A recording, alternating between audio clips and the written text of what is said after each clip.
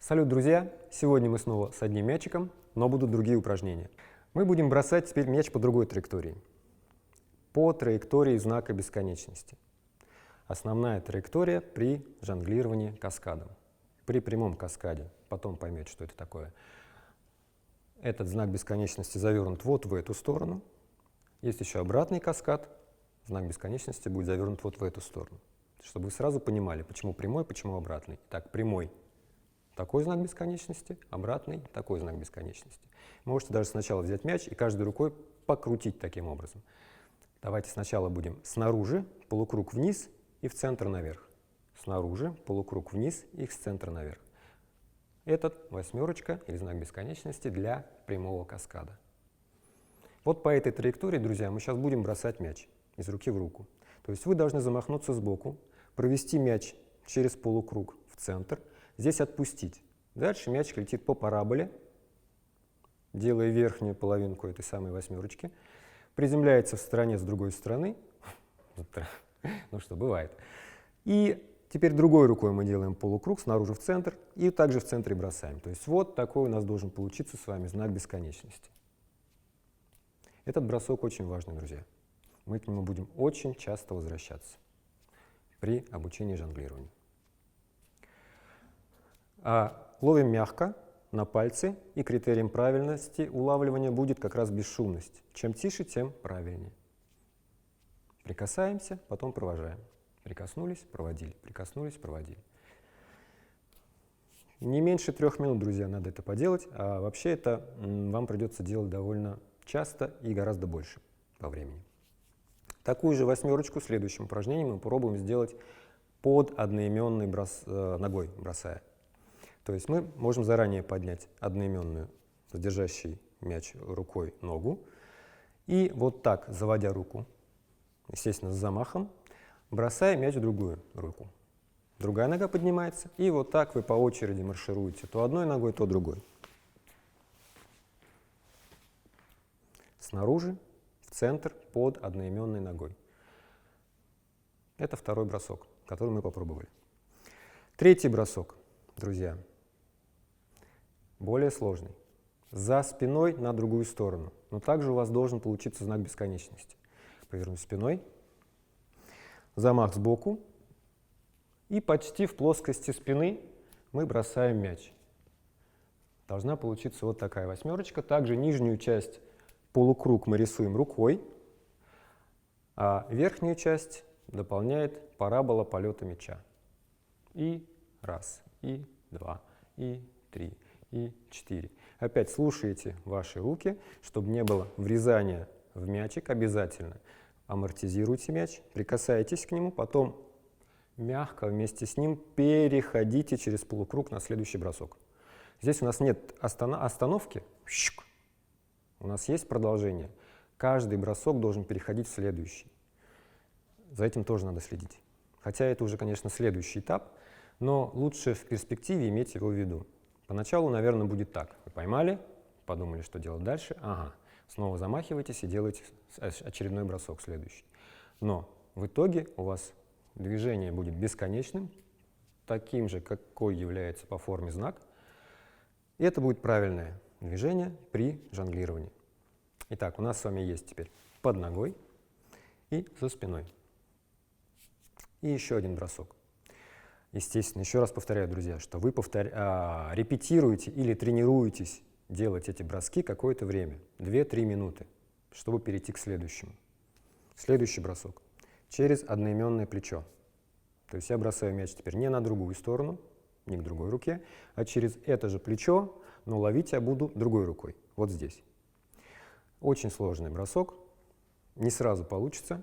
Не такой сложный, как бросок под ногой, не такой легкий, вернее, как бросок под ногой.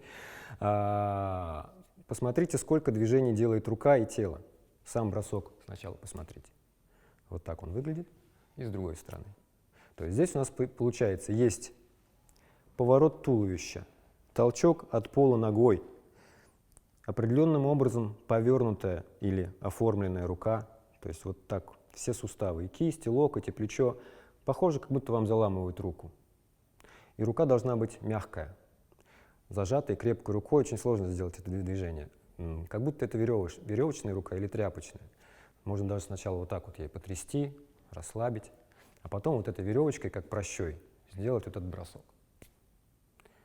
То есть потрясли вот так вот рукой, потрясли, попробовали вот так вот подвигаться.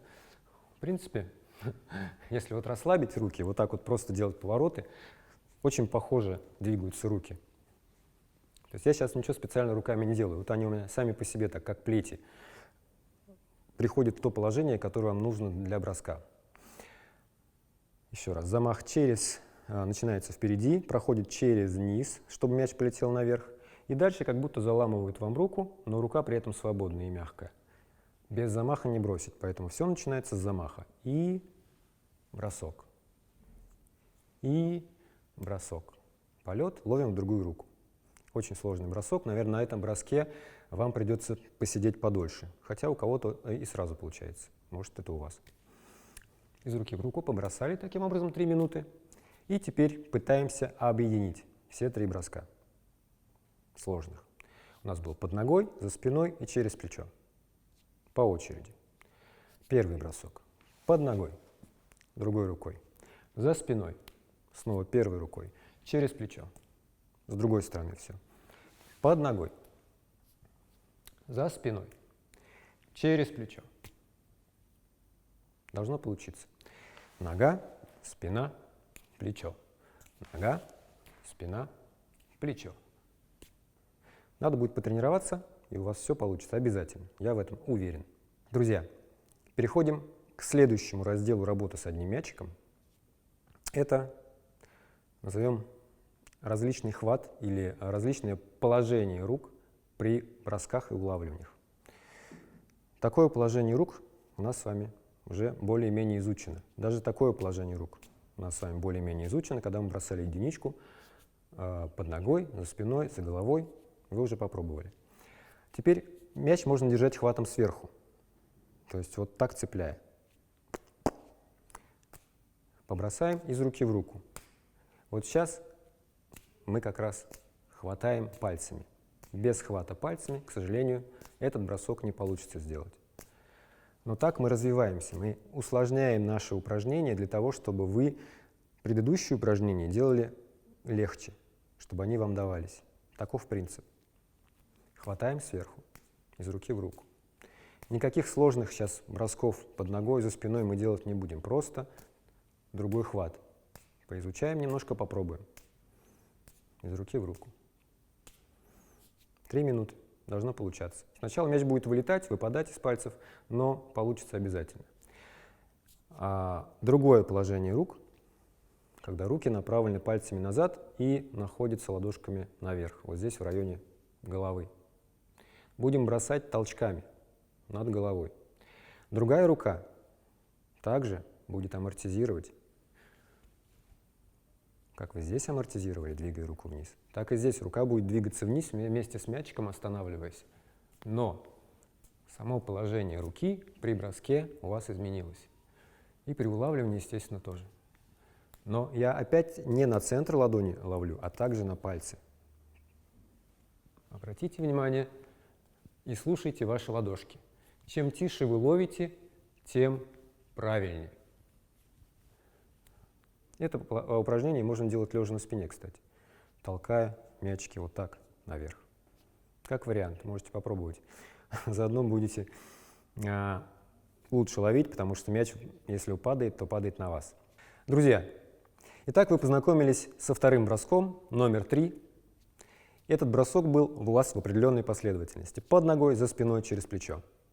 Запишите себя на видео, чтобы у вас получилось или не получилось. И я тогда похвалю или поругаю вас. Это будет вашим домашним заданием для второго урока. До встречи!